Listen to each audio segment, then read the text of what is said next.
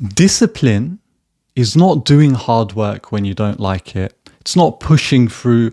It's not exerting yourself to the maximum degree and just grinding it out. Discipline is the ability to hold one thought in your mind for a prolonged period of time.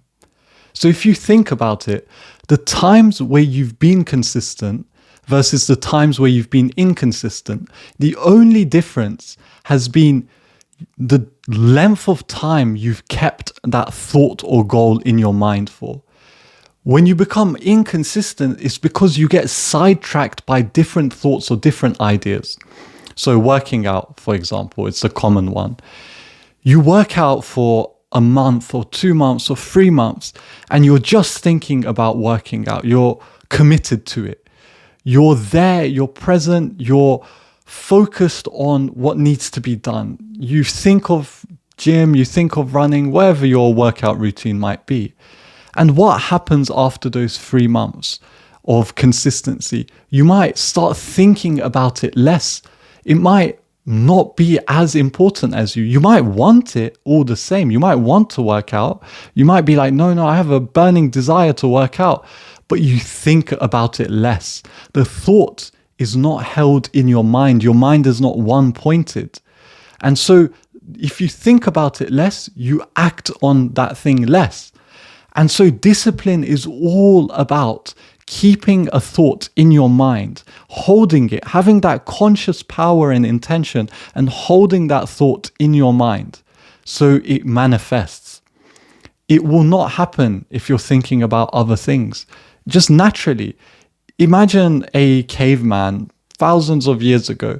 A caveman didn't have a desire to buy an iPhone. Like, I know it sounds super silly, but there is no desire to buy that phone because there's no thoughts about it. It doesn't even exist as a concept. And so for things to actually materialize, you need to be thinking about them. They need to be in your mind. And then those thoughts lead to actions. Now, the key part of understanding this and it really sinking in is we don't even have to go 3 months, 2 months or long term. Just see your mind the next time you want to do something. And if you end up procrastinating, see why you end up procrastinating. So what happens is you have a goal. You want to get from point A to point B. So let's say you want to do some deep work. So maybe you need to study, or maybe there's a certain skill you're trying to develop. And you say to yourself, okay, at 1 p.m., I'm going to sit down and I'm going to do deep work. So the only way that this happens is, let's say it's 11 a.m. right now. And from 11 a.m. to 1 p.m., you have the time.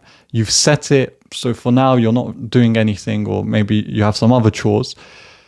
You have to have that thought held in your mind at 1 p.m. And you need to be like, yep, I'm doing it. So what could happen and what does happen if you do get distracted and procrastinate is a thought comes into your head, a narrative, some sort of story or thing that's just appeared in your head, like, oh no, but I need to do X, Y, and Z, or there's this chore that I need to do, or what about this one event that's happening, or I have to prepare for something else, or I don't know, like my family might need something, or all of these different thoughts.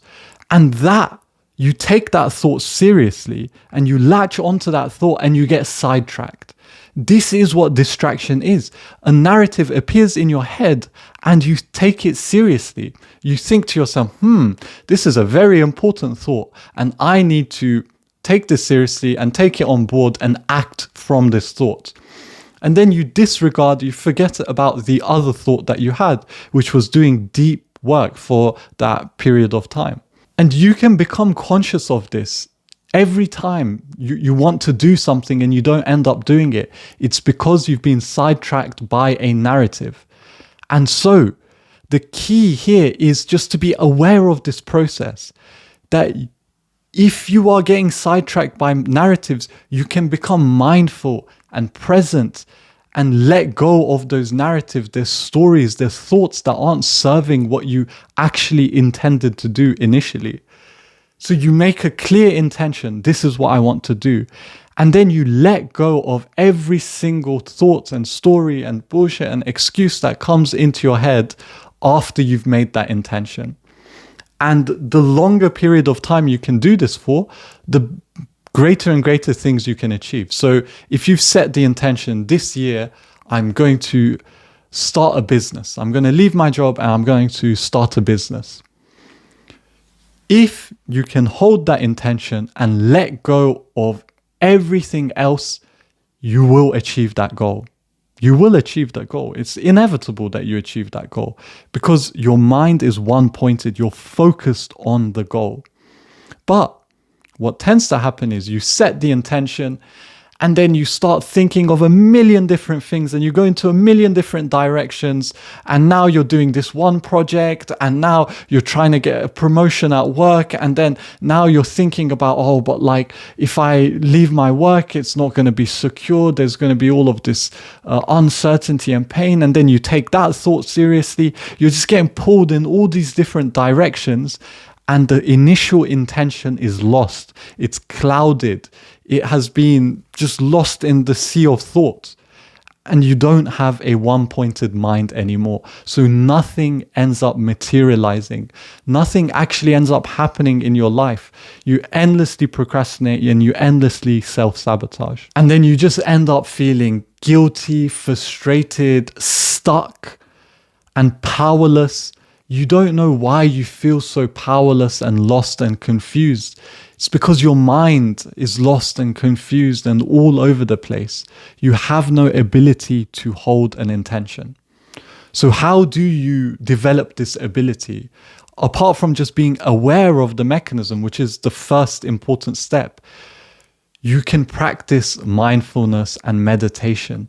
This will allow you to be disciplined, because it allows you to catch yourself more and more and more every time you get lost in a narrative. So the average person is lost in a narrative 95% of the day. They're just going from thought to thought. There is no intentionality or action. As you meditate, you gain some distance between your thoughts and yourself. And you can see more clearly what's going on in your mind. And you're less likely to fall into that dreamlike state of just kind of drooling and then basically just like, okay, I'm going to do that. Or, okay, yep, this is the next thought. This is the next thought. Like you're literally a zombie in a sense when you don't meditate or you don't have any power to identify what's going on in your mind. You have no mindfulness. You basically are just getting strung along by whatever thought appears in your mind.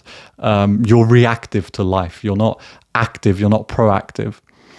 And so, yes, meditation and mindfulness is probably the key step, the second step in cultivating this ability to act with natural discipline and to merge your intentions and your actions. If you become completely aware, your intention immediately transforms into an action. There's no delay. There's no like confusion. There's no picking and choosing. You intend to do something and you're mindful and you're aware, and then it just happens. That's it. That's the natural way of living, actually. And we've just kind of been corrupted by all of these different fears and projections that have been put onto us, our innocent selves at a younger age.